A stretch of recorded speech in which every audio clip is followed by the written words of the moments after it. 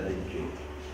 La doctora María Concepción Delgado Parra es precisamente doctora en Ciencias Políticas y Sociales por la Universidad Nacional Autónoma de México y es postdoctorada, como les comentaba, por la Universidad de Yale bajo la dirección de Sheila Ben-Havi. Obtuvo la medalla Alfonso Caso, otorgada al mérito académico por la UNAM, por sus estudios de maestría y doctorado. En 2003 realizó una estancia de investigación en el Centro de Estudios sobre lo Actual y lo Cotidiano, por sus siglas en francés, por invitación nada menos que por Michel Maffesoli, en la Universidad de París 5 en la Sorbonne. Su última publicación se denomina Los dilemas de la ciudadanía moderna y la dignidad de los derechos humanos de Aren a Ben-Havi, editada por GEDISA y la Universidad Autónoma de la Ciudad de México. Actualmente coordina el grupo de investigación Tradición Crítica de la Filosofía del Sujeto e imparte seminarios en el posgrado de Humanidades y Ciencias Sociales en la Universidad Autónoma de la Ciudad de México, donde es profesora investigadora.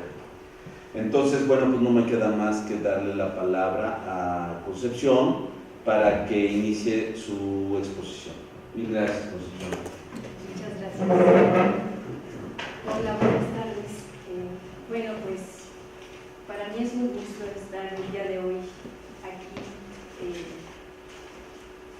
en la UAM Xochimilco. Es la primera vez que ando por estos rumbos.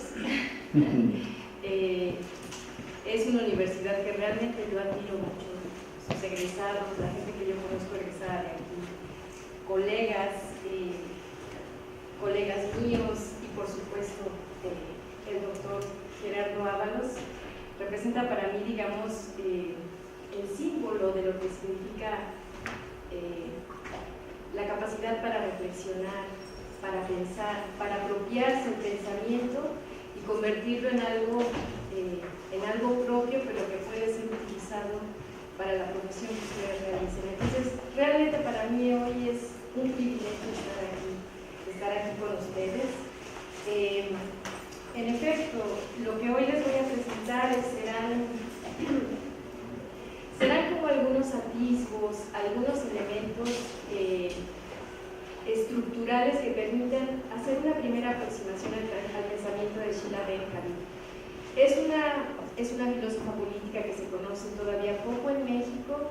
Su obra, pues, realmente no ha sido todavía traducida al español, solamente hay algunos textos que incluso al final les presentaré para, en caso de que ustedes estén interesados en acercarse a la autora, puedan revisarlos. Pero en general su obra solamente se encuentra pues, en inglés, aunque ha sido traducida a muchos otros idiomas, pero no precisamente al español. Ha sido traducida al alemán, al portugués, al italiano, al chino, al japonés, pero ha llegado un poco de su obra, de su trabajo traducido a México. En este sentido me parece que es muy importante hoy presentarles, digamos, un panorama general de lo que es su trabajo, pero fundamentalmente como esta parte estructural, filosófica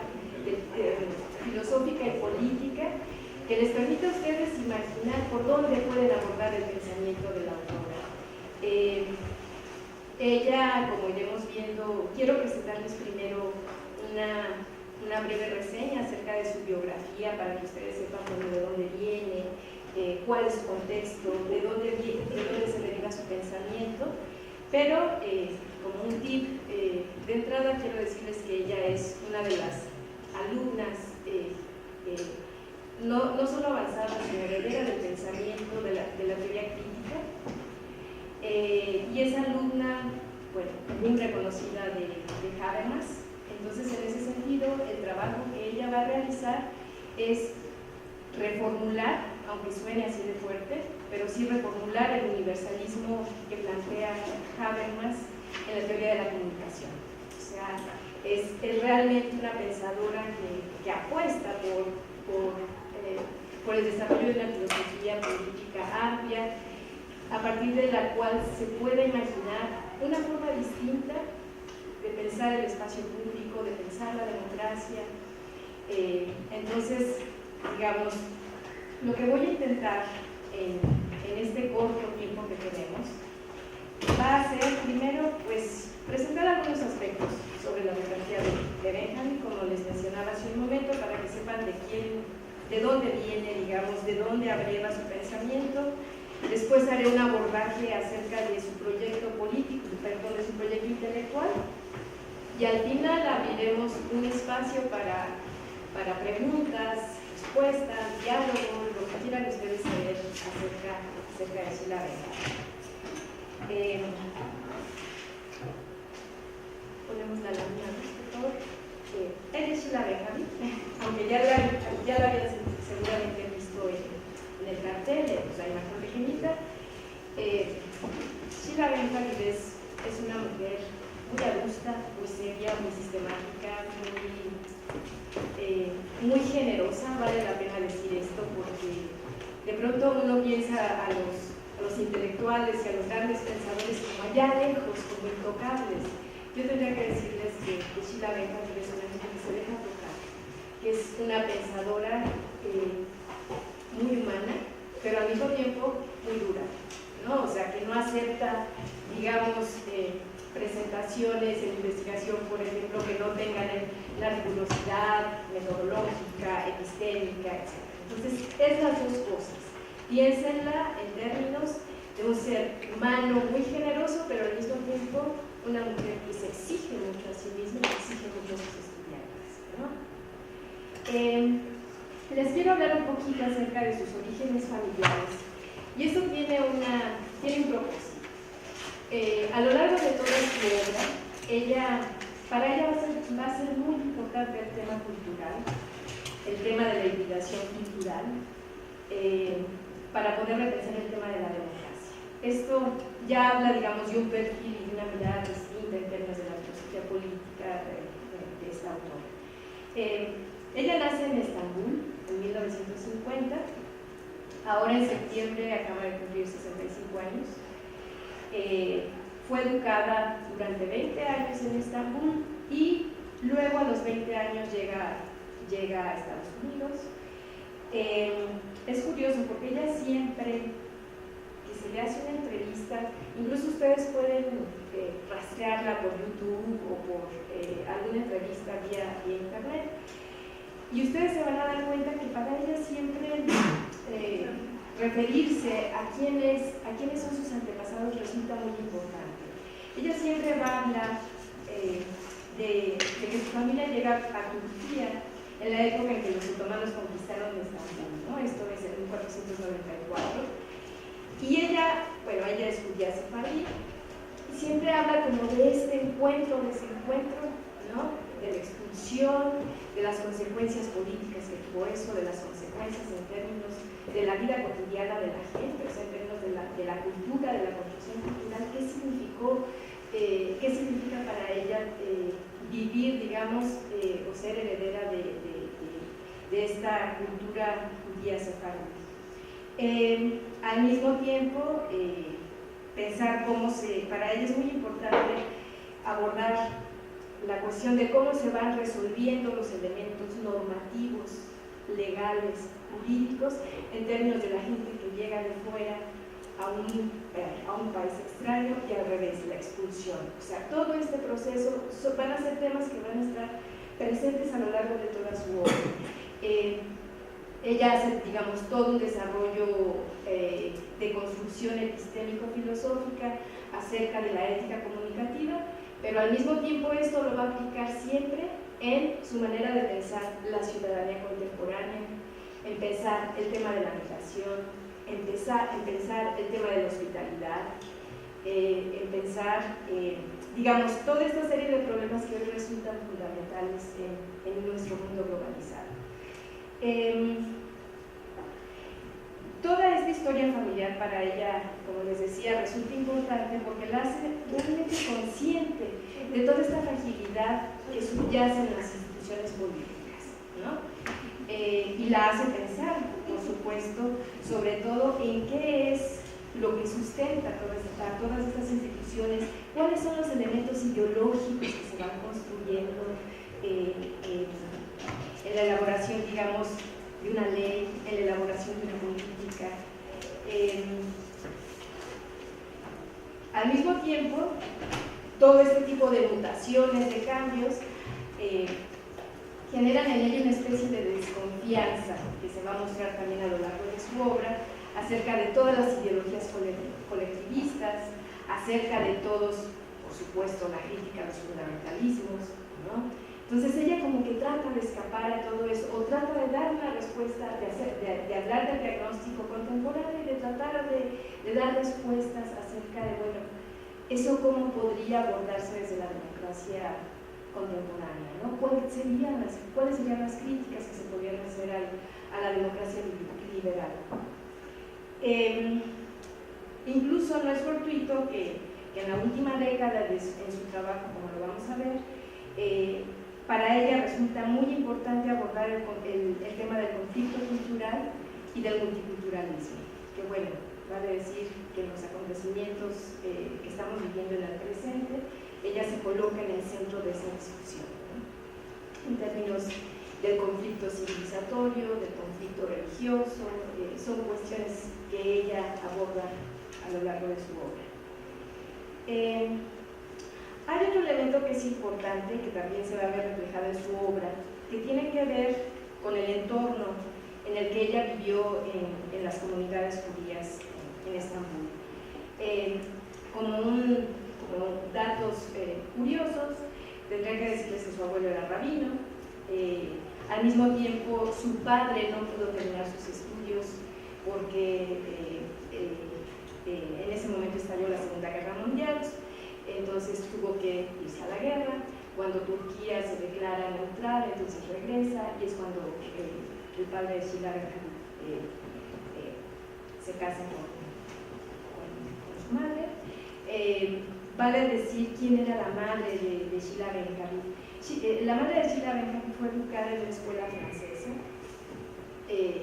luego continuó sus estudios en Italia, la secundaria, y cuando ella quiso estudiar historia del arte, por venir de un contexto musulmán, bueno, pues aunque fue aceptada en la época de Mussolini en Italia, no pudo ingresar a la universidad a causa de que la madre no se lo permitió, ¿no? La vuelta de Sheila Ben-Havi. Todo esto en Sheila Ben-Havi va generando como una discusión acerca del tema de las mujeres. Entonces también va a estar atravesada su obra por la reflexión acerca de, bueno, cómo ha sido la transición y cuál ha sido el papel de la mujer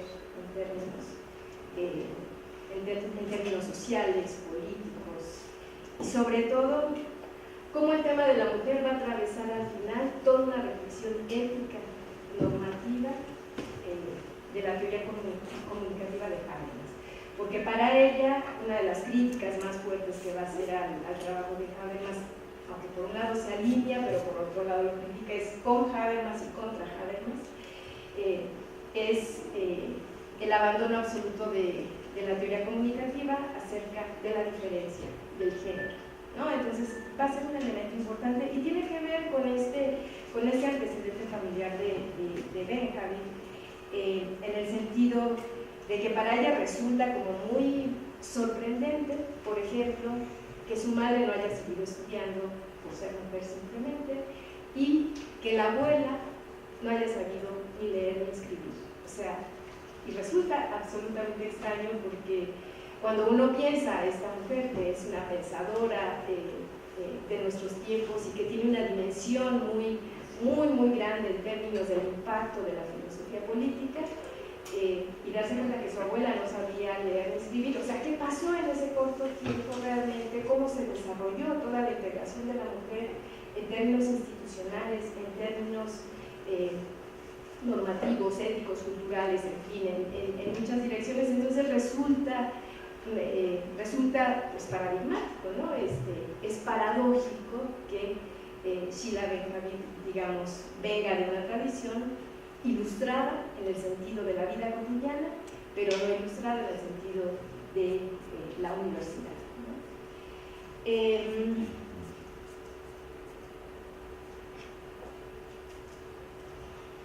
Benjamin va a llegar a Estados Unidos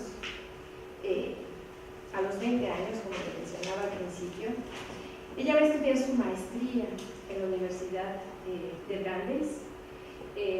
La Universidad de Brandeis es una universidad que está muy cerquita de Boston y constituye, digamos, como un espacio muy abierto, muy democrático y muy múltiple en relación con otras universidades en Estados Unidos.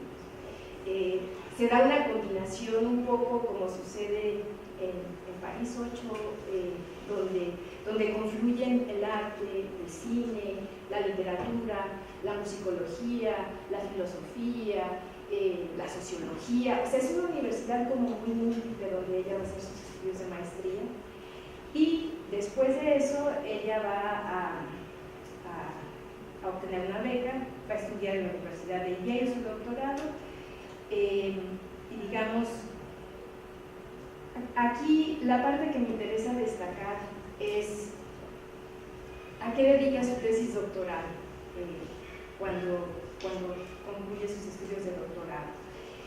El título de su tesis es Hegel y el derecho natural, un ensayo sobre la filosofía política moderna. Ella siempre va a decir, y eso es algo que me gusta, digamos, repetir en términos de algo que me parece muy interesante en ella. Ella dice que ningún pensador, ningún intelectual, ningún estudioso puede escapar a interesarse por aquello que ha vivido a lo largo de toda su biografía. Y que cuando uno hace un desarrollo de investigación, sea un grado de licenciatura, de maestría o de doctorado, siempre va a estar atravesado por esa inquietud personal. O sea, es una inquietud personal que hace que uno indague después de manera sistemática y de manera rigurosa en la disciplina que uno elija, para dar respuesta a eso que le ha cuestionado a uno desde que uno es un niño, ¿no? Entonces, ella encuentra en su tesis doctoral realmente lo que su preocupación más importante en este trabajo es tratar de conciliar, por un lado, la idea de los principios universalistas con las identidades particulares, que además es un tema que nos impele constantemente y permanentemente a todos y a cada uno. O sea, ¿cómo hacer compatible mis deseos con lo que está afuera, con lo que está implicando, ¿sí? Que al final de cuentas no deja de ser una preocupación hegeliana, ¿no? Cómo alcanzar la felicidad personal, pero al mismo tiempo hacerla compatible con una moral política, ¿no? Entonces, eso es lo que ella va a desarrollar en esta tesis doctoral.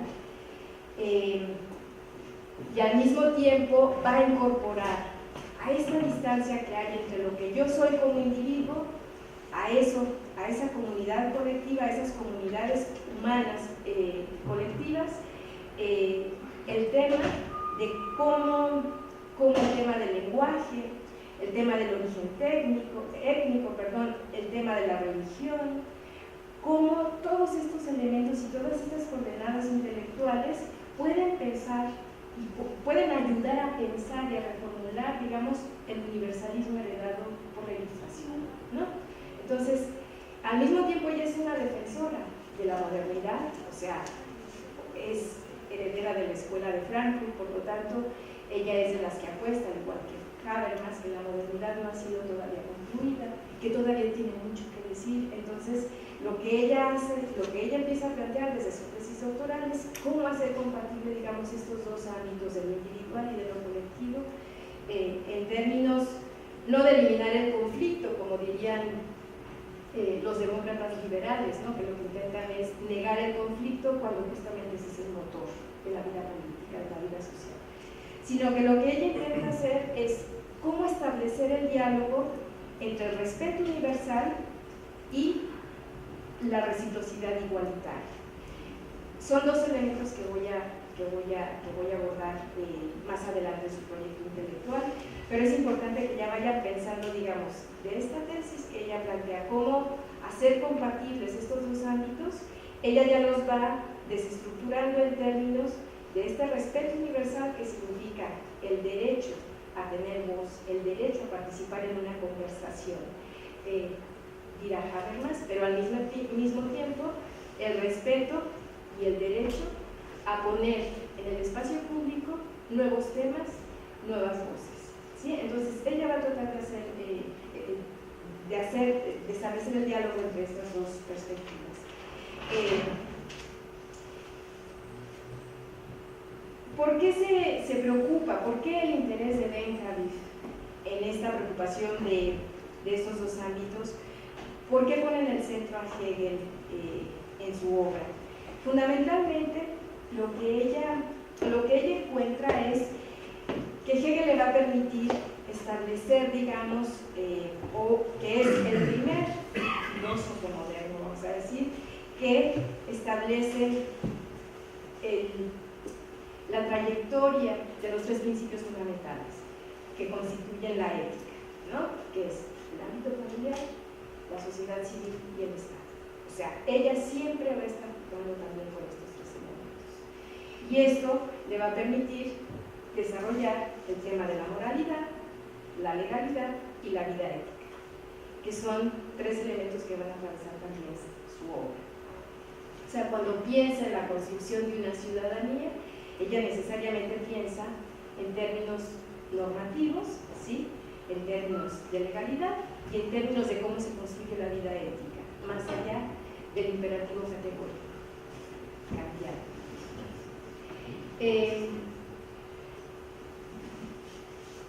Para concluir, digamos, este primer esbozo que es más eso, más un esbozo de como de por dónde se va articulando el pensamiento de Benjamin en términos de su trayectoria biográfica, familiar y de sus estudios. Simplemente, pues añadiré que lo que mencionaba al principio, Sheila Benjamin es alumna destacada de Habermas y actualmente es considerada por el desarrollo de su trabajo de la ética comunicativa, por la crítica en términos de ese universalismo que propone Habermas, es considerada junto con Honneth, con Offe, con Weller, con McCarthy, con Bernstein, pues parte de la tercera generación de la Escuela de Frankfurt. O sea, cuando piensan en la Escuela de Frankfurt, digamos la primera, uno piensa en Adorno, Hayek, Marcuse. La segunda es considerada Habermas, el pensamiento habermasiano, y en la tercera ya está, digamos, incorporada Benjamin. ¿Qué es lo que hace particular a esta tercera generación a la que pertenece Benjamin, en la que se coloca, digamos, el pensamiento benjaminiano? Fundamentalmente, si bien comparten el mismo gozo de la filosofía alemana, estos pensadores, y particularmente Benjamin, lo que hace es abrir un diálogo permanente con las principales corrientes de pensamiento norteamericanas. Y esto significa el diálogo con Rawls, el diálogo con los comunitaristas, el diálogo con este pensamiento posmoderno, para llamarlo de alguna manera, y que me gustaría que más bien lo ubicaran más bien como el pensamiento de Hannah Arendt, ¿no? Entonces, eso es lo que hace particular a esta tercera generación y es con quien va a dialogar Sheila Benjamin para establecer la crítica al pensamiento de Habermas. Simultáneamente, como lo mencionaba también hace un momento, Sheila Benjamin es considerada una de las feministas en el sentido de la construcción de la teoría feminista más importante que existe hoy. Si ustedes pensaran, digamos, en qué grupo, a qué grupo pertenecería Sheila Benjamin, estaríamos hablando de Nancy Fraser, que seguramente conocen algunos trabajos de ella, estaríamos pensando en Lucilla Cornell, en Chantal Mouffe, en Judith Butler, digamos, toda esta teoría feminista que surge, digamos, con mucha fuerza en los años 90, que adquiere, digamos, finales de los 80, principios de los 90, y que hoy constituye, digamos, un punto de quiebre fundamental para abordar, digamos, el pensamiento en las ciencias sociales y en las humanidades. Entonces, como se darán cuenta, Sheila Benjamin tiene como muchos pies puestos en todas las discusiones contemporáneas que implican el tema de la crítica, ¿no? El tema de la crítica, pero también el tema de la norma, el tema de la utopía.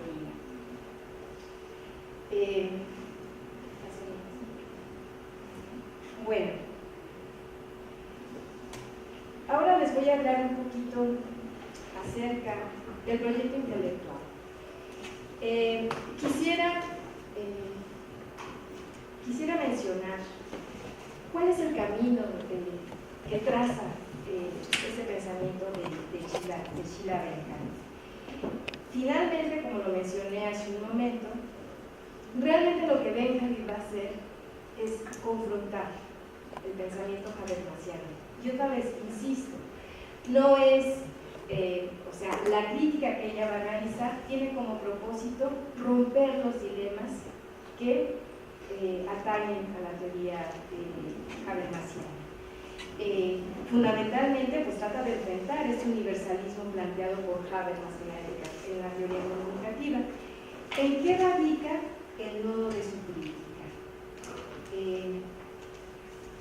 Desde su punto de vista, ella va a hablar justamente de la manera en que Habermas articula dos elementos fundamentales que van a estar vinculados a su preocupación en la tesis doctoral que mencionaba hace un momento, ¿no? Primero, las promesas universalistas de justicia, derechos civiles y publicidad, que tienen que ver, digamos, con la construcción de la norma, ¿no? Y que son estos principios universales que pareciera que son inamovibles, que están solidificados y que están ahí, que quedaron ahí para quedarse, ¿no? Pero al mismo tiempo, digamos, hay otra comunidad de aspectos que van a confrontarse a este universalismo y que tienen que ver con el lenguaje derivado de la amistad, la solidaridad y la felicidad. Estos tres elementos para ella van a estar vinculados a la utopía. Si ustedes se dan cuenta, son dos, la manera en que articula la teoría habermasiana, la manera en que la teoría habermasiana es, lo vamos a ir viendo un poquito a lo largo de la caracterización del trabajo de Sheila Benjamin, pero digamos lo que hace es un poco separar estos dos mundos, separar el mundo de la norma del mundo de la utopía. Cuando realmente la primera generación de la escuela de Frankfurt lo que había tratado era de integrarlos. Entonces, la primera crítica que hace Benjamin es que Habermas en su teoría comunicativa lo separa, aunque está presente, pero hay una cierta separación. Y aquí es importante destacar que la apuesta de Benjamin por la utopía tiene su origen en el pensamiento de Ernst Bloch. ¿Esto qué significa? Cuando pensamos la utopía, normalmente se piensa en el utopismo, va a decir ella, citando a Bloch, ¿no? Que significa más bien pensar en una ensoñación abstracta, lejos, allá. Sin embargo, lo que va a decir Bloch es que la utopía, justamente lo que hace, el sentido de la utopía es crear, digamos, una actividad inteligida, la va a llamar, del presentimiento de la esperanza. ¿Esto qué significa? Significa que no se espera lo por venir. Significa que la utopía es entendida para él como eso que está anticipándose, haciéndose. O sea, no es algo que está lejos de nosotros. La utopía es algo que se está haciendo mientras se está planificando, mientras se está ensoñando algo, al mismo tiempo se está haciendo. Entonces, no significa algo irrealizable, por el contrario, tiene que ver con la acción aquí y ahora para desarrollar algo en el futuro, ¿no? Y esto va a ser un elemento muy importante en el planteamiento de Benjamin, porque cuando pensamos, por ejemplo, en la ciudadanía cosmopolita que ella propone, esta ciudadanía cosmopolita ya la empieza, por ejemplo, a desarrollar a partir de normas que ya existen.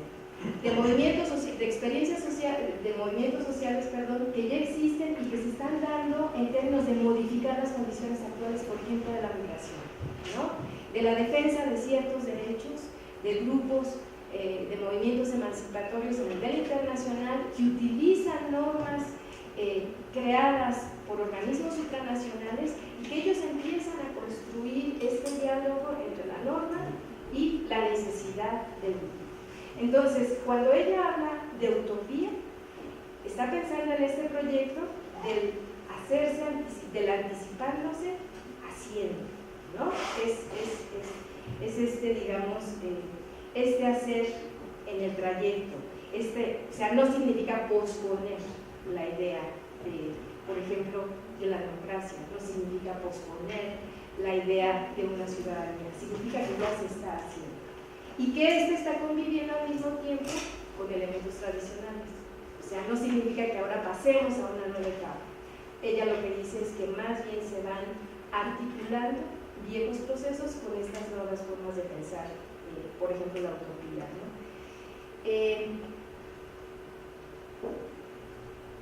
Lo que va a mostrar entonces Benjamin, lo que va a intentar mostrar, es que existe una brecha entre la norma y la utopía que no se resuelve en la ética comunicativa habermasiana, ¿no? En su primera obra, que lleva por título Crítica, Norma y Utopía, es una obra que desarrolla en 1986 y que ya constituye de hecho un clásico para la teoría crítica. Por eso es que cuando uno piensa en la teoría en Schiller como parte de la Escuela de Frankfurt, se piensa en este texto particularmente, ¿no? Y realmente lo que ella ahí va a proponer es el desarrollo de estos dos elementos de norma y utopía que han sido desplazados por la segunda generación de la Escuela de Frankfurt. Ella va a decir que la norma corresponde a una comunidad de derechos y legitimaciones que se actualiza mediante la política de la realización de los mismos y que su carácter estaría más vinculado a cuestiones relativas a la justicia. Si ustedes piensan, por ejemplo, en la obra de Rose, la justicia distributiva, en efecto, también se ubicaría más bien en ese lugar.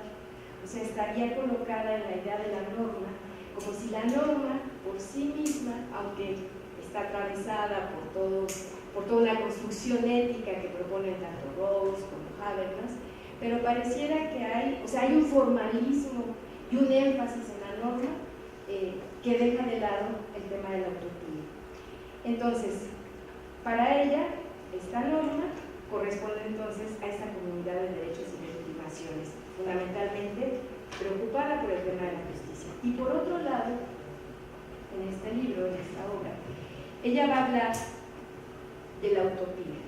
¿Dónde va a colocar el tema de la utopía? Ella dice que esta va a estar anclada a una comunidad de necesidades y de solidaridad, que es donde realmente el sujeto es individual, ¿no? Es donde, por eso les decía, es este ejercicio que ella continúa haciendo entre cómo establece el diálogo entre las necesidades individuales y lo colectivo y el imperativo categórico. Entonces, ella, basándose, digamos, sí en los principios de la teoría comunicativa, va a hablar entonces de estas dos dimensiones: la norma como la comunidad de derechos y legitimidad, y la utopía como la comunidad de necesidades y solidaridad. Y esta segunda correspondería a una política de transfiguración, es decir, la utopía va a estar relacionada con la realización de diferentes formas de vida.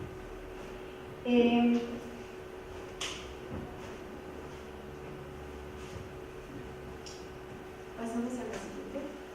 Con esta intención de establecer el diálogo entre estas dos comunidades,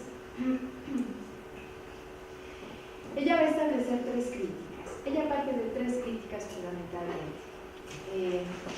Desde su punto de vista, estas tres críticas constituyen las dificultades fundamentales del programa habermasiano. Las tres críticas las va a revisar a la luz de las objeciones de Hegel a la ética kantiana, y otra vez tiene que ver con lo que mencionaba en el desarrollo de su tesis doctoral, ¿no? Ella piensa que desde Hegel se puede, digamos, aperturar este espacio que parece bloqueado en Habermas. Y entonces, en primer lugar, lo que ella va a cuestionar de la teoría habermasiana va a ser el estatus del principio de universalización, ¿sí? Respecto a este punto, ella sostiene que el principio de universalidad no se sigue de premisas teóricas únicamente, sino que solo puede ser justificado mediante la referencia a otros supuestos adicionales, ¿no? Digamos, el núcleo de la crítica fundamental de esto podría resumirse de la siguiente manera, o sea, podríamos decir desde su mirada que es tautológico, porque ella considera que la conclusión del universalismo está contenido en el mismo. O sea, ¿qué es el universalismo? Pues el universalismo. Y entonces dice, en ese sentido, es tautológico, pero al mismo tiempo es inconsistente, ¿no? Ya que implica, por un lado, asunciones normativas que tienen que preverse antes de la acción, ¿no? O sea, significa, por lo tanto, establecer mecanismos previos que determinen la relación y el diálogo con los demás. Por lo tanto, ¿cómo pensar una democracia en ese sentido? ¿Cómo pensar una democracia que preestablece una normatividad de comportamientos y de relaciones? O sea, necesita aperturarse eso. No es que se rompa y que entremos al espacio del relativismo, pero necesita abrirse ese diálogo, esa situación de diálogo ideal de la que habla Habermas, necesita abrirse de algún modo.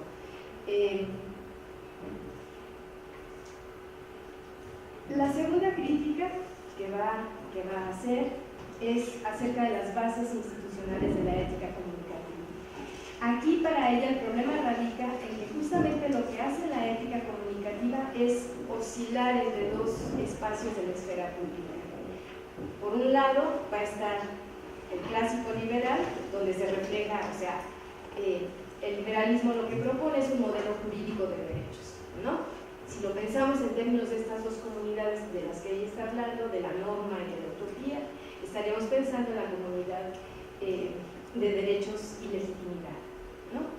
Entonces, pero al mismo tiempo, digamos, hay otro carácter en la ética comunicativa de Habermas que es más democrático participativo, pero para ella es contradictorio. O sea, ¿cómo pueden ponerse en juego, digamos, las bases institucionales que están peleando entre si solo se dedican al espacio del modelo jurídico de derechos o si bien se incorpora un espacio de ejercicio democrático más participativo?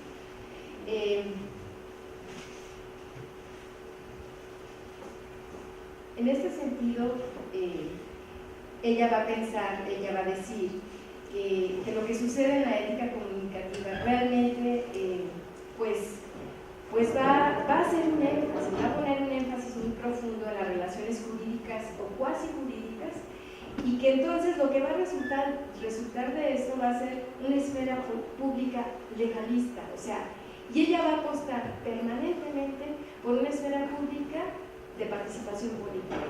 O sea, digamos, ese es también un elemento que se incorpora a la crítica habermasiana. O sea, ella considera que la esfera pública tiene que estar jugando en los dos espacios, tanto en la parte legalista, pero la acción política, y esto viene de la herencia arendtiana. O sea, para Arendt, en efecto, el espacio público solamente puede abrirse en el ejercicio de la pluralidad, en el debate, digamos, en el habla, en el juicio que se establece en el espacio colectivo. Y esto significa que solamente lo político puede llevarse a cabo en el espacio de la acción. Entonces, digamos, aquí ya empieza a brevar, digamos, del pensamiento de arendtiano que mencionaba al principio de la exposición. En este sentido, ella apuesta por una ética comunicativa que no sea ciega justamente a otras formas de relación. Y aquí es otra vez donde incorpora los principios de la utopía, de la comunidad, de necesidades y solidaridades, en términos de la amistad, el amor, la solidaridad, las identidades.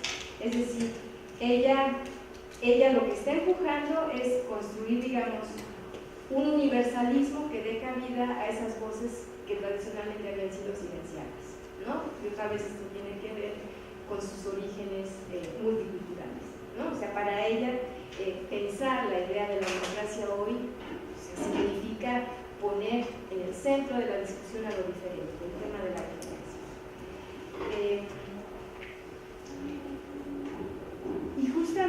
ver la tensión entre estos dos modelos, el jurídico y el participativo.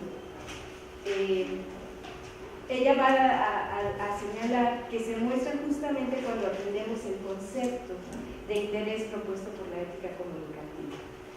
En este sentido es importante no olvidar que la participación en el discurso implica la no negociación respecto al entendimiento de la vida cotidiana de los actores en Hamlet. O sea, no se pone como ahí la biografía de quién habla. En la situación de habla ideal no juega la trayectoria de vida de quién está hablando, ¿no? Que es un poco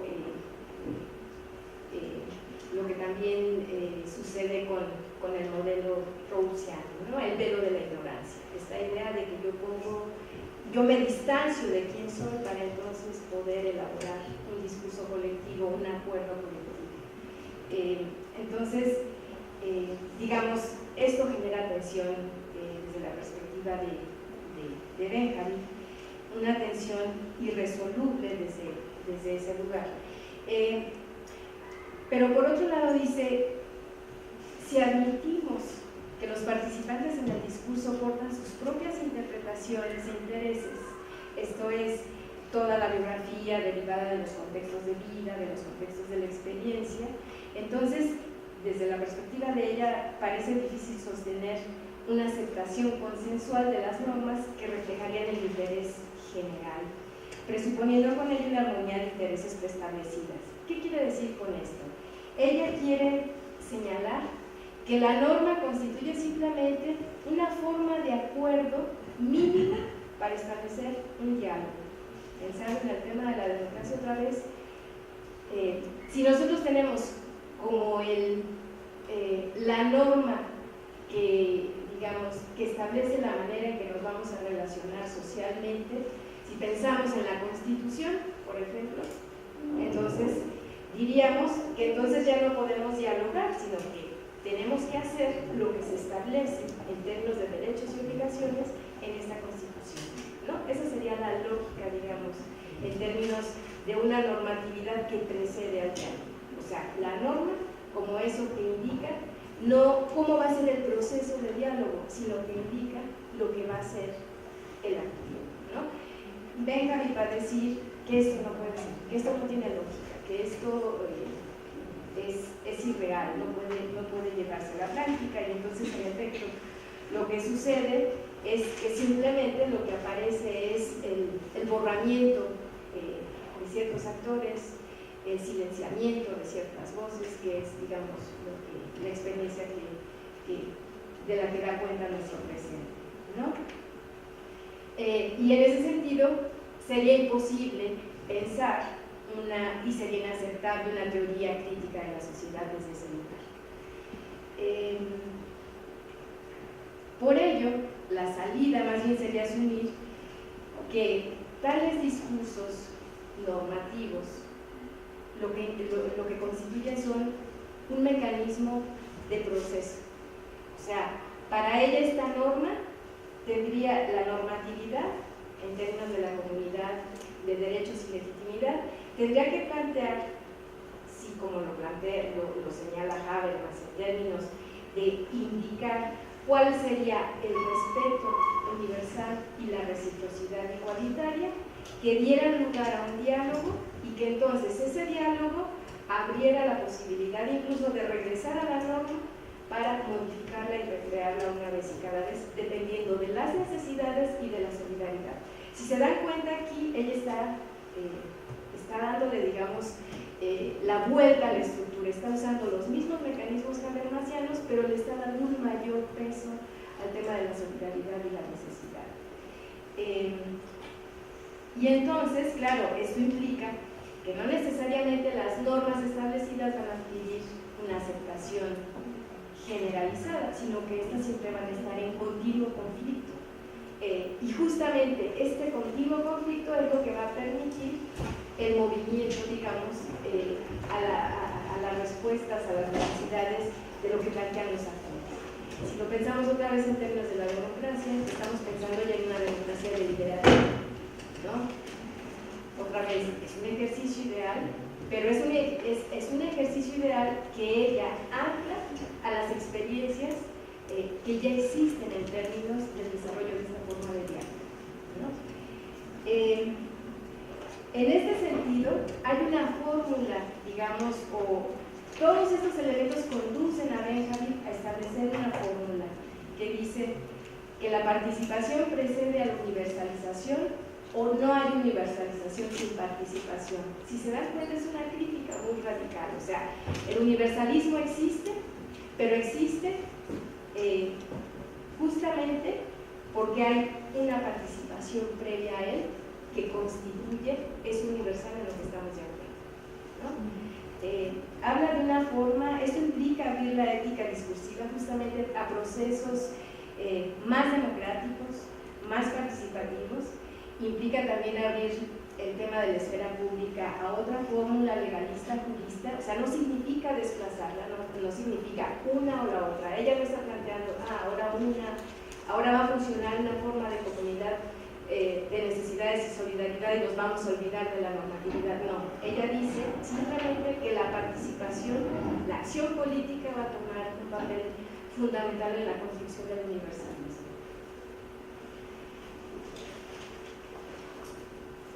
Ella dice que si no hacemos esto, lo único que vamos a seguir haciendo es reproduciendo las teorías neokantianas, asumiendo el mito, el gran mito general de que la comunicación es transparente y de que todas las partes participan. O sea, realmente eso va a seguir siendo, digamos, un espacio de irrealización del diálogo. Esto conecta con la tercera crítica que va a hacer Benjamin a Habermas, y que tiene que ver con la relación entre cognición, motivación y afecto de la ética comunicativa. Esta parte está relacionada fundamentalmente con la necesidad de tener las formas de vida y los discursos contextualizados, es decir, quién habla y desde dónde habla, ¿no? Es aquí justamente donde ella trata de hacer compatible esta lógica hegeliana en términos de hacer compatible el reconocimiento y las aspiraciones a la felicidad con la autonomía moral.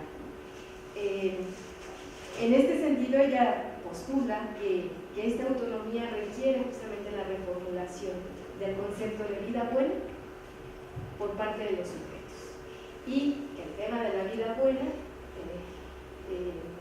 tiene que estar atravesado, digamos, por la atención a las necesidades y las interpretaciones que constituyen el discurso argumentativo. En este sentido es que ella va a intentar establecer el diálogo entre la comunidad de derechos y legitimidad con la comunidad de necesidades y solidaridad. Aquí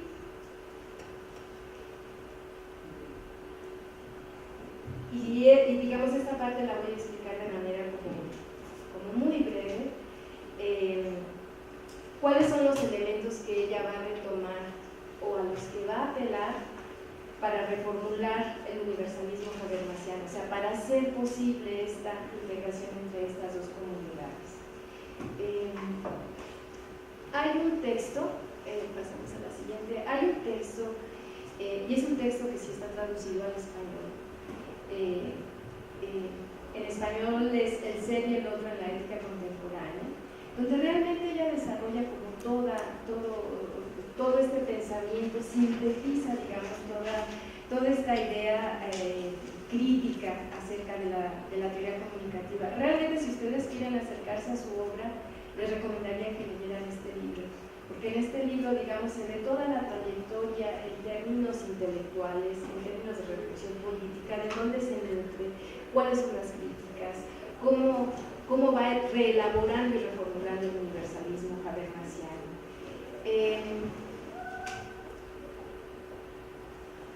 En este libro, fundamentalmente ella lo que va a trabajar, y que digamos de ahí nutre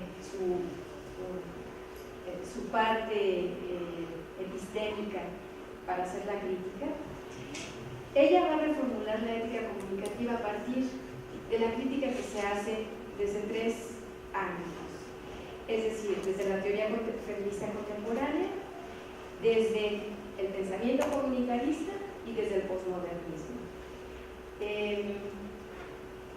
Si bien la discusión que aborda con ellos es en términos de la defensa del universalismo, de la defensa de la modernidad, de esta modernidad inacabada, ella va a estar de acuerdo en algunas críticas que señalan, digamos, estas tres perspectivas. Primero dirán que el universalismo no ha sido todavía concluido, porque justamente todavía es preciso defender ciertas cuestiones del legado universalista. Ella va a decir que lo primero que hay que defender del universalismo, frente, digamos, a estas tres perspectivas de las que después va a hacer uso como crítica, ella va a decir que todavía se puede defender un universalismo comprometido con el ideal del respeto universal de cada persona en virtud de su humanidad. Este primer elemento, si ustedes lo relacionan en términos de construcción, tiene que ver pues con un imperativo kantiano, digamos, ahí se regresa al tema del respeto universal a partir de la virtud simplemente de toda persona, simplemente por el hecho de ser un ser humano, al mismo tiempo que retoma este principio de Arendt. Un segundo elemento que ella menciona como defendible todavía es el tema de la autonomía moral de los individuos. Otro elemento que defiende es la consecución de la igualdad y de la justicia social y económica. Un cuarto elemento es la participación democrática. El quinto sería el más extenso sistema de libertades políticas y civiles compatibles con principios de justicia. Y la formación de asociaciones humanas solidarias sería el sexto. Ella va a defender estos 6 principios frente a la crítica bruta, digamos, del feminismo, del comunitarismo y del posmodernismo. Al mismo tiempo, asume que el universalismo tendría que atender, por otro lado, la crítica que hacen feministas, comunitaristas y posmodernos.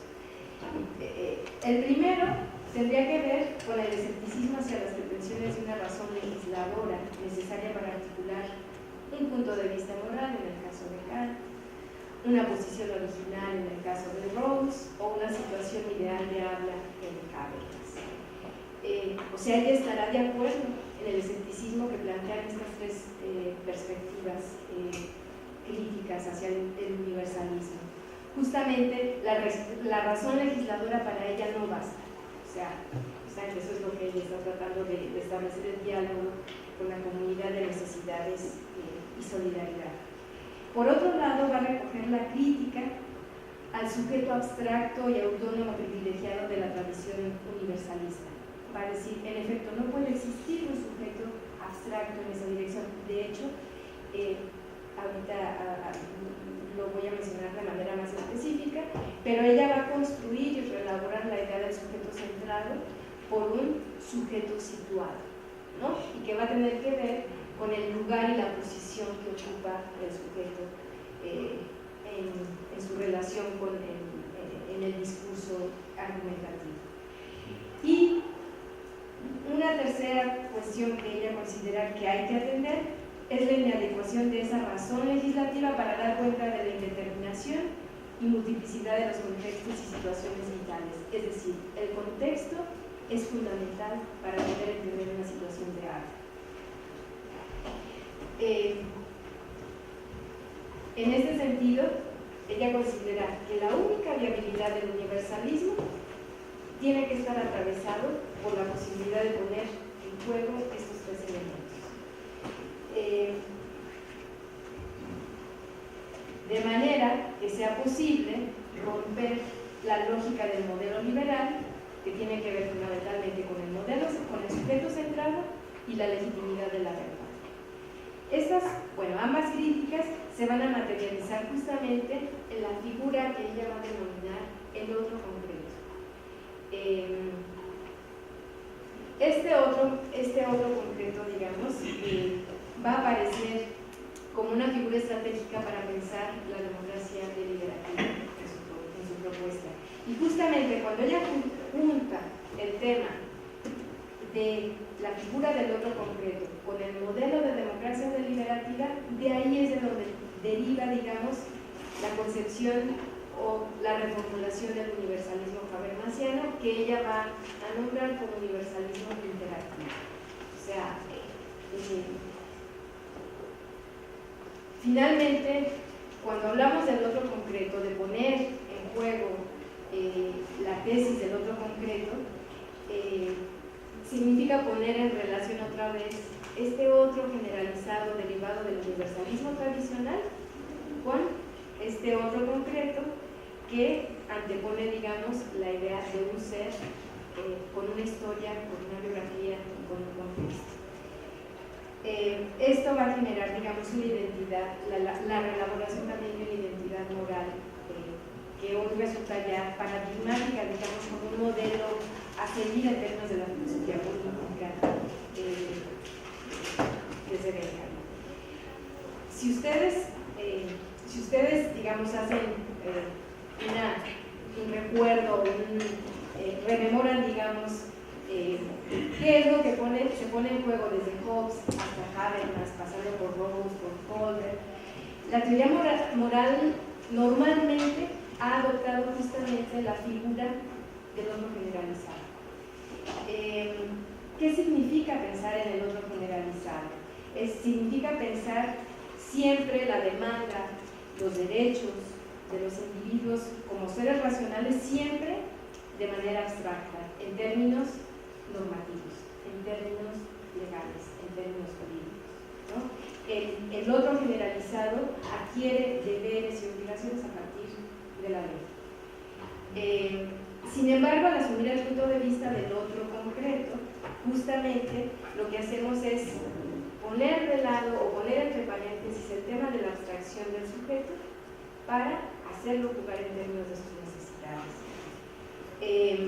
Otra vez, si colocamos en términos de una estructura, si me van siguiendo, cómo separa el tema de la norma, de la utopía, de las dos comunidades, estaríamos hablando de que la comunidad de derechos y legitimaciones a quien alberga es al otro generalizado, y la comunidad de necesidades y solidaridad lo que albergaría sería al otro concreto, ¿no? Por eso es que ella, digamos, si ustedes se van dando cuenta, a lo largo de toda su obra, ella siempre va a ir haciendo esta estructura y esta sistematización en términos de sí separación, pero en el diálogo.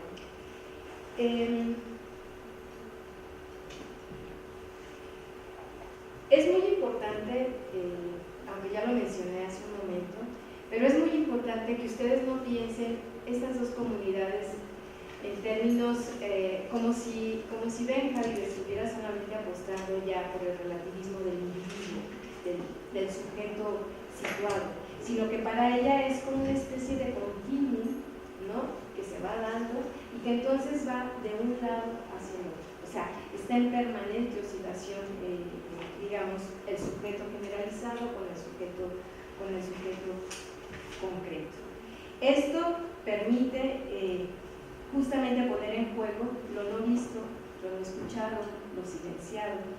Y de alguna manera lo que ella trata de resaltar es que finalmente todos somos seres concretos que sí requerimos de una comunidad de legitimidad y de derechos, pero que esta comunidad de legitimidad y de derechos, quienes la constituyen, quienes la reelaboran, es este sujeto situado.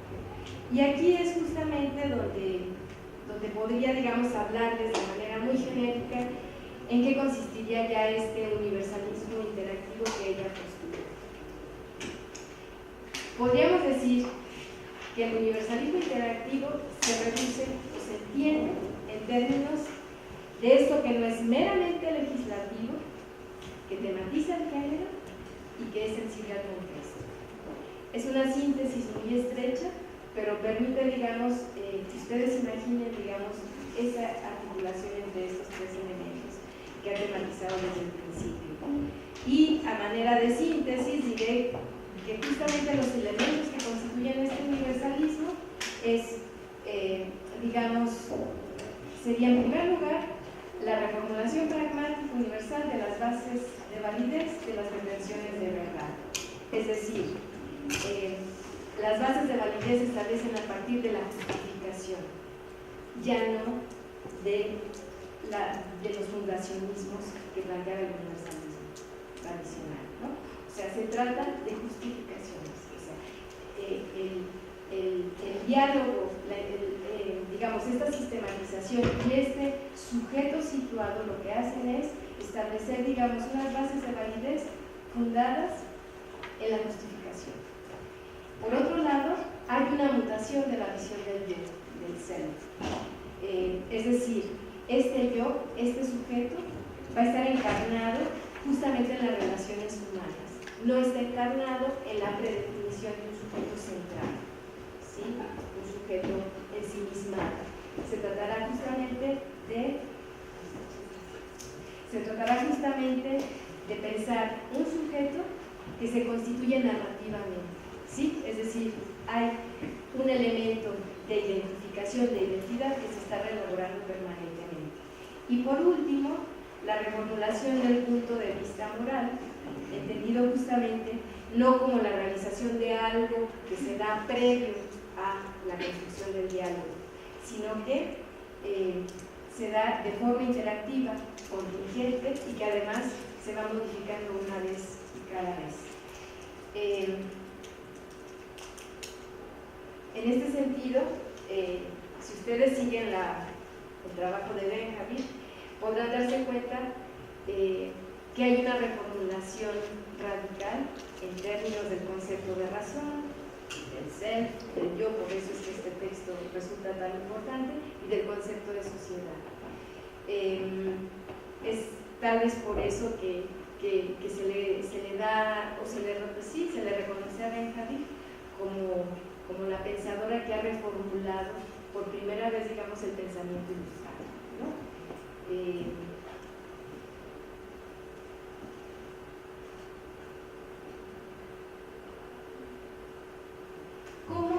¿Cómo recogería, digamos, todo este planteamiento el modelo de la democracia contemporánea?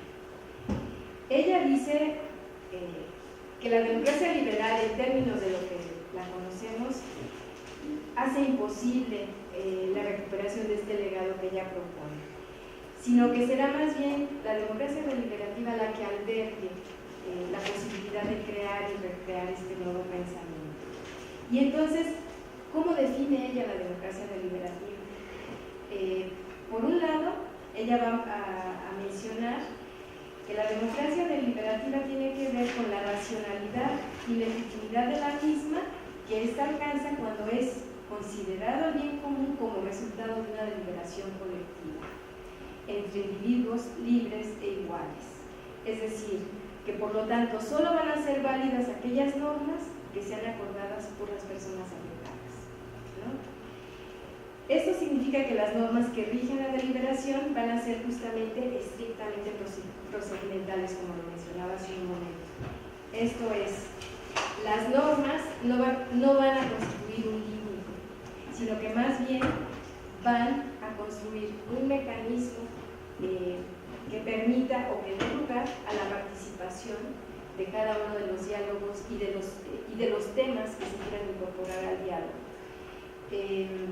Esto significa que no se limita ni la identidad de los actores, no se limita la conversación, no se limita la posibilidad de recrear nuevas temáticas. De esta manera, el tema de la justicia y de la vida buena adquiere, digamos, una dimensión argumentativa y justificatoria, que además se articula en el proceso, ¿no? Si pensamos otra vez en la justicia distributiva de Rawls, realmente lo que se plantea es una lista, ¿no?, de los derechos que tendría un individuo y que se supone que satisfaciendo esos derechos entonces podría alcanzar la felicidad. Ella dice no, la norma permite establecer un procedimiento para definir una vez y cada vez cuáles serían los mecanismos de justicia para alcanzar la satisfacción de la necesidad y alcanzar la felicidad. En este sentido, se rompe, digamos, el sino de la teoría comunicativa de Habermas, en el sentido de que no están ya separadas la idea de la justicia y la vida buena, las normas y los valores, y por supuesto no se prefigura un sentido de conversación del que resulta, digamos, que lo que está planteado ya se discutió previamente, ¿no? Que es, digamos, el mecanismo tradicional. ¿Cuál sería el resultado político de este modelo de democracia deliberativa? Por un lado sería el reconocimiento de la pluralidad de diferentes tipos de asociativos. O sea, no estaríamos pensando solamente en los partidos políticos, sino también en los movimientos sociales, estaríamos pensando en iniciativas ciudadanas, en asociaciones de voluntariado o en aquello que a ustedes se les ocurra. Porque para Benjamin, justamente, el espacio público ya no se crea solamente dentro del espacio institucional tradicional, sino que este se construye también en las relaciones que están fuera, incluso en el espacio de la vida familiar. Otra vez, no hay que olvidar que para ella la construcción, digamos, de la ética está dada desde Hegel, y entonces en ese sentido el primer lugar donde se constituye es en el espacio de la familia, la sociedad civil y en el Estado. Por ello es que esta forma de la democracia deliberativa, el tipo de ética que va a generar en este contexto, va a estar dado, digamos, por el privilegio, o digamos, se privilegia y arroba la formación de un denso tejido asociativo que no se reduce solamente a la voz de unos cuantos. Otra vez, no se elitiza el discurso, no se elitiza la argumentación. Esto, digamos, de alguna manera se expresa, digamos, a lo largo de todo su universalismo interactivo, donde, digamos, lo que es universal en el sentido de la democracia liberal o de la ética que ella propone es el proceso mediante el cual se logra el consenso para entonces construir y poner en el espacio público diferentes temáticas. Bueno, ya nada más para concluir, pasamos a la siguiente, por favor. Nada más me restaría decir que pues el pensamiento de Benjamin, aunque ahorita, o sea, como es una pensadora que ha sido poco trabajada, como les mencionaba hace un momento, en México, realmente lo que intenté ahorita fue como lanzar destellos de lo que atraviesa su pensamiento y su obra para, digamos, estimular la idea de que desde aquí es posible repensar temas tan problemáticos como la democracia, como la política, como la ciudadanía contemporánea, los límites de la ciudadanía moderna. Entonces, en ese sentido, lo que me interesa compartir, digamos, es esta idea de que su pensamiento es, digamos, parte, digamos, de la teoría crítica de Adorno, de Horkheimer, en términos de la utopía, pero después, digamos, quien va a influir de manera determinante su pensamiento va a ser Hannah Arendt. Y para ello, digamos, lo que yo recomiendo que empiecen, que podrían comenzar a leer de su trabajo, fundamentalmente, bueno, es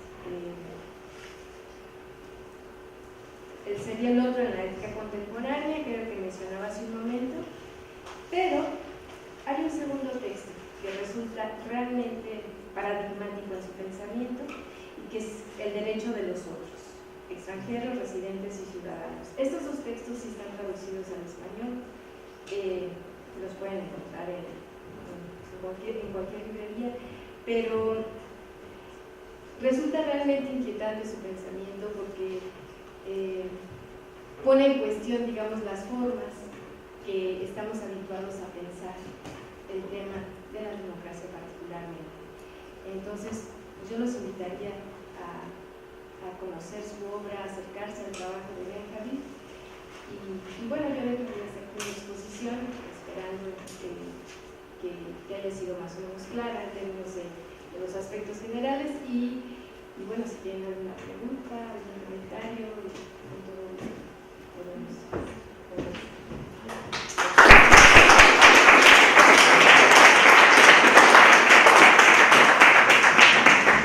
Bueno, verdaderamente una cascada, y no destellos, una cascada de temas y problemas que propone una autora que para muchos de nosotros es nueva, no es conocida, y esto justamente era lo que quería, interpelar a la conciencia xochimilca para que nos abramos a temas, autores y problemas que no entran dentro de los parámetros tradicionales del pensamiento crítico, que nos obligan a pensar lo que entendemos por realidad y lo que entendemos por teoría en esta época, que nos obligan a pensar después del giro lingüístico. Ya hubo un giro lingüístico, ya sabemos que la realidad es texto y no lo que reportan los sentidos. Si la UAM Xochimilco no se pone en la vanguardia de la sociología y del pensamiento en general, con base en estas nuevas ideas, de verdad no tenemos nada que hacer en el espectro del pensamiento y mucho menos en la formación de profesionales de vanguardia. La defensa de la universidad pública se da sobre todo con la puesta en la palestra, en la mesa, de estos temas y estos problemas. Por lo menos así consideramos nosotros que se defiende la universidad pública, no tanto con paros, aunque no se descarta, no tanto con paralización de las actividades, sino sobre todo con actividades, más actividades, en la mañana, en la tarde, en la noche si quieren, pero actividades que nos pongan en la discusión actual. Y ahí está una autora y una gran ponente que nos ha puesto en consideración muchos de los temas que parecen como si se descartaran con el argumento facilón del eurocentrismo. La verdad, del llamado o mal llamado giro decolonial, lo que está provocando es dejar de leer y de profundizar en la discusión de autores claves con el pretexto de que son eurocéntricos. Nació en Europa, bueno, nació en Turquía, no importa, pero trabaja en Estados Unidos, es eurocéntrica. No, hay que hacer el esfuerzo de discutir el replanteamiento del universalismo, que es importantísimo. A veces asumimos las tesis posmodernas como si fueran ya de suyo verdaderas, cuando es un contrasentido ser posmoderno en la universidad, que es una institución medieval, no solo moderna, sino medieval, ¿no? Y con estos horarios y esta forma de organizar la transmisión del conocimiento, ¿no? Entonces, precisamente por eso estamos organizando estos eventos. Ahí está la interpelación, ahí está la autora, ahí están los textos, ciertamente la mayoría están en inglés, lo que nos obliga no a esperar la traducción al español, ¿no? Que dice, pues a ver si se anima, y luego que sale en español un año antes y luego que llega al Fondo de Cultura Económica 3 años después. No, ni modo, hay que leer en inglés y actualizarse. Ahí están las muestras. Entonces, y eso no es eurocentrismo, o sea, no hay que sentirse mal de leer en inglés, o sea, no nos excomulga Enrique Russell, no pasa nada. Y si nos excomulga, no importa. Entonces, bueno, yo por eso estoy promoviendo esto, ¿no? Autores que piensan desde el universo de interpretación multinacional y global, ¿no? Ahí estamos viendo una personalidad que en sí misma plantea un universalismo impresionante, Claro, piensa desde Estados Unidos, más bien piensa desde una universidad estadounidense, porque vivimos dentro de formas imperiales y el imperio no es el maldito imperialismo que bombardea a los niños, no, el imperio es también una forma cultural. Hay que meterse en eso y dejar de pensar, bueno, no dejar de pensar, pero superar el pensamiento que se deslinda de la responsabilidad de entrar en estos debates. Entonces, bueno, tenemos unos 20 minutos para plantear preguntas o dudas o comentarios o críticas, ¿no? O alguna contribución abierta al público. Entonces, adelante. A mano levantada.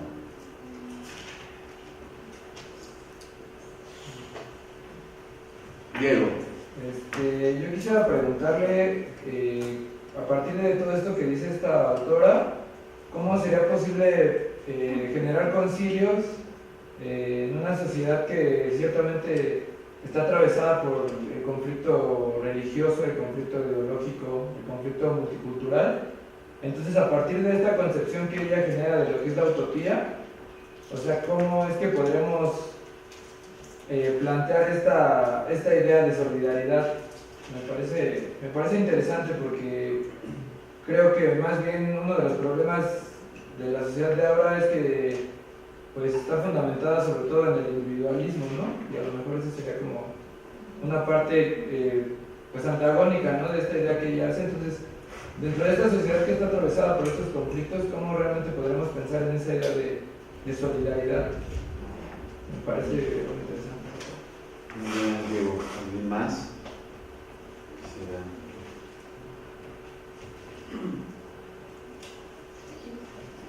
Yo solamente quería hacer un comentario de si pudieras, no sé, explicarnos un poco más sobre esta visión que tiene ella del espacio público, o sea, adentrarnos un poco más o decirnos como qué obra puede ser la que maneje más esta cuestión de lo del espacio público, porque pues no será la primera persona que toque este tema, sino también ya Hannah Arendt igualmente lo llega a hacer, y también está Richard Sennett y hay otras personas por otros lados que pues somos para tener otra noción.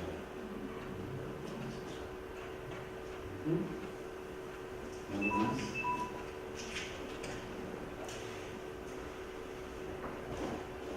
Si quieren contestar, mientras se animan. A ver, lo que no entendí muy bien fue lo de la utopía.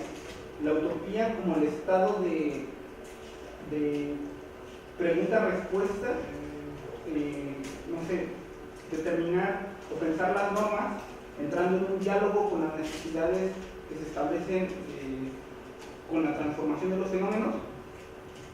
Esa como utopía, o la utopía como el pensamiento a alcanzar, utilizando las preguntas que se nos plantean con los fenómenos para lograr un fin determinado.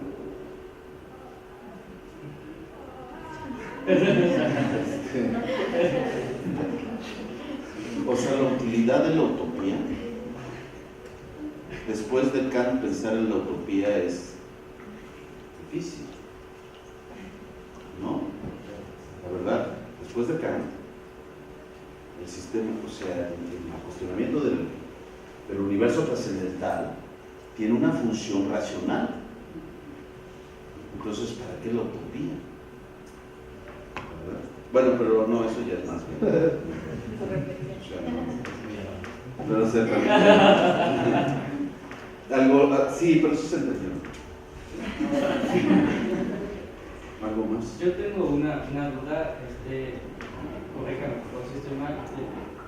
Solo son válidas las normas aceptadas por las personas afectadas. Entendí bien que era así. Eso no es regresar a este proceso de elitizar el discurso otra vez al hacer al afectado un cerco individual. Muy bien. Ahí son suficientes. Muy bien. Bueno, Adelante. para contestar sobre el tema de la solidaridad, me parece que es importante hablar de un concepto que plantea Benjamin, que no toqué en la exposición. Ella habla de las iteraciones democráticas. ¿Qué significa el término de iteraciones democráticas? Ella lo va a tomar de Jacques Derrida y va a decir que significa que cuando se repite, por ejemplo, en la escritura, cuando uno repite permanentemente una frase, una palabra, estaba adquiriendo un añadido, un sentido diferente. Ya no es solamente lo que suponíamos que era, sino que añade una interpretación de quien la lee, de quien, digamos, se acerca a esa palabra. Esto va a tener un sentido parecido en términos de la acción política.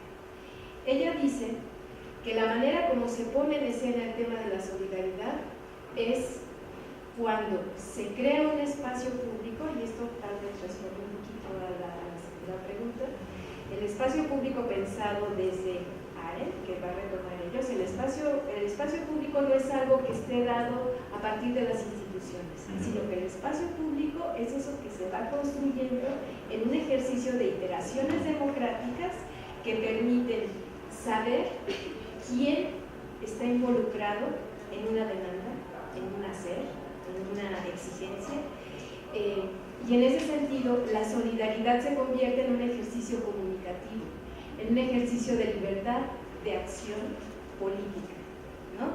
Entonces, cuando pensamos en solidaridad, no estamos pensando en la idea buena, religiosa, de establecer lazos y vínculos que nos permita decir que somos nosotros contra ellos. No es la lucha de nosotros contra ellos en el caso de la solidaridad benjaminiana, sino que más bien lo que ella intenta decir es que en el ejercicio de la acción política justamente es donde se va modificando y se va recreando una forma de existencia del sujeto, y que en ese sentido la solidaridad es algo que se está moviendo. Otra vez, por eso es que habla de un universalismo interactivo, porque se refiere justamente a que esa solidaridad no es algo dado previamente. O sea, yo no me solidarizo con alguien porque tiene las mismas necesidades que yo, no, sino que yo me solidarizo a partir de un ejercicio en el que estoy demandando algo que puede ser igual, que ni siquiera sea mi necesidad fundamental. Y por ejemplo, si pensamos en los movimientos emancipatorios contemporáneos, es así, hay gente que no tiene relación con el tema que se está tratando, pero se solidariza en términos de actuar políticamente en función de eso. En ese sentido, la solidaridad adquiere una connotación muy importante, pero puesta en escena en el ejercicio de la iteración democrática. La iteración democrática es un concepto muy importante en la obra de Benjamin. Esta va a estar, digamos, en sus últimos trabajos, de hecho, en el Dignity and Diversity, Human Rights. Ahí está, digamos, todo el planteamiento acerca del tema de la solidaridad y de cómo este se vincula al tema de las iteraciones democráticas. Porque además hay otro elemento importante. Las iteraciones democráticas van a permitir reconfigurar las instituciones, ¿no? Que otra vez es el tema que ella permanentemente está poniendo en escena. O sea, una institución, una ciudad, el tema de la ciudadanía, o sea, la ciudadanía es una institución. Entonces, esta ciudadanía no es algo solidificado, ¿no? No es Marshall pensando que primero tenemos la ciudadanía civil, luego la ciudadanía política y progresivamente vamos a alcanzar los derechos sociales. No, eso es algo que está permanentemente en movimiento, pero que no está moviéndose por sí mismo, sino que justamente la solidaridad que se constituye entre los diferentes actores es la que pone en escena la modificación de esa institución, ¿no? Está vinculado esto a la forma de construir el espacio público. Es como un espacio público muy, muy vivo. Al mismo tiempo no es nada, pero está siempre presente. Va a decir Arendt, en cuanto hay dos seres humanos en diálogo, construyendo y pensando, ¿no? La idea del pensar, en ese momento se empieza a articular un ejercicio de espacio público que puede adquirir una forma institucional o no, pero ella está generando un espacio público y esa es la vía que va a retomar también Sheila Benjamin, ¿no? El espacio es algo vivo, ubicuo, ¿no? Sheila Benjamin va a decir que es un espacio plural y ubicuo. Esto tiene que ver, es absolutamente interactivo porque tiene que ver también con la cuestión de la utopía, ¿no?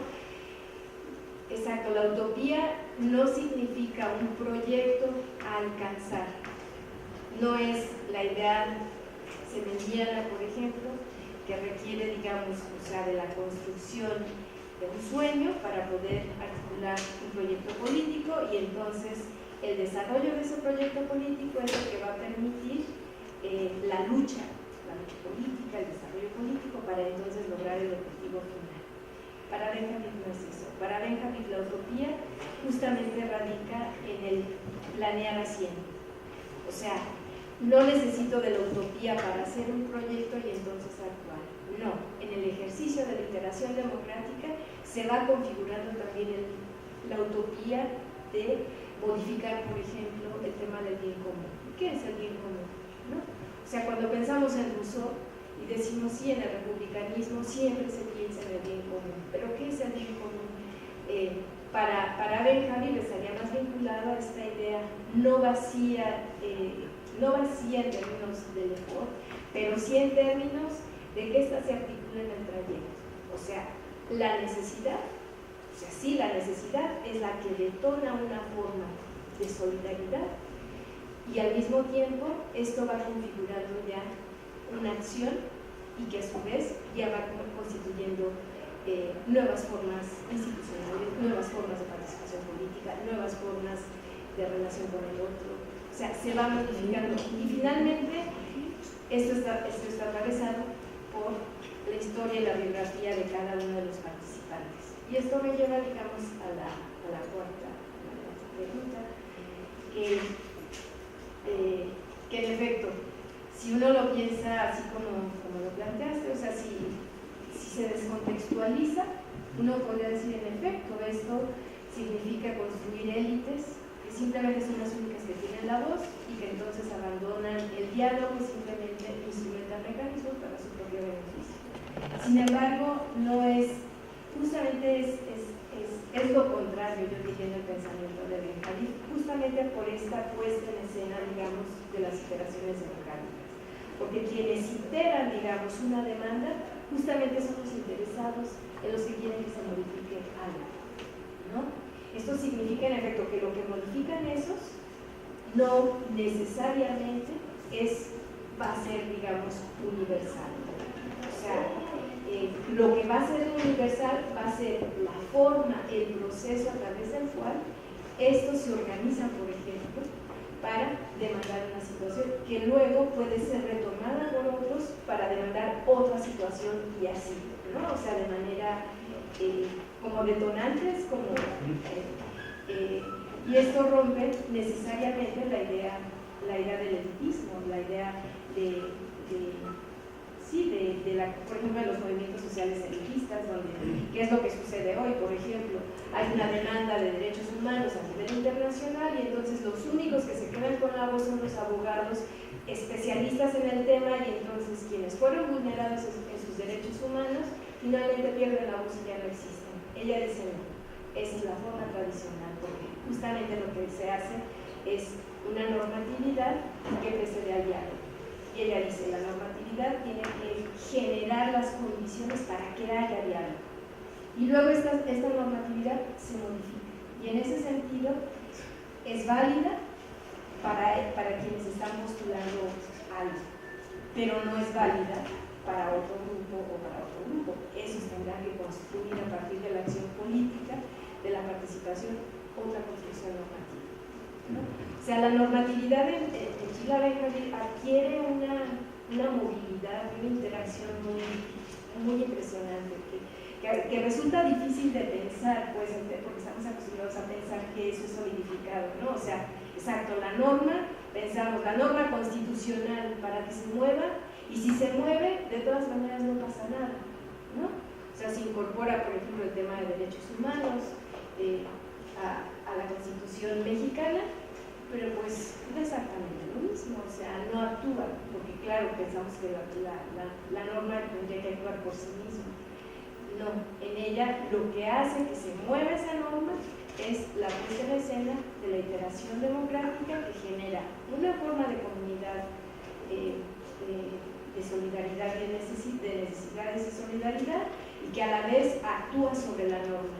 Y en ese trayecto incluso la gente, ya va a decir, el ciudadano, se va identificando con la ley, y entonces en ese sentido comienza a respetar la ley porque corresponde a lo que él está, digamos, demandando. Entonces empieza a haber un diálogo entre estas dos comunidades de las que hablaba al principio, ¿no? De la comunidad de derechos y legitimidades y la comunidad de necesidades y solidaridad. Pues muy bien.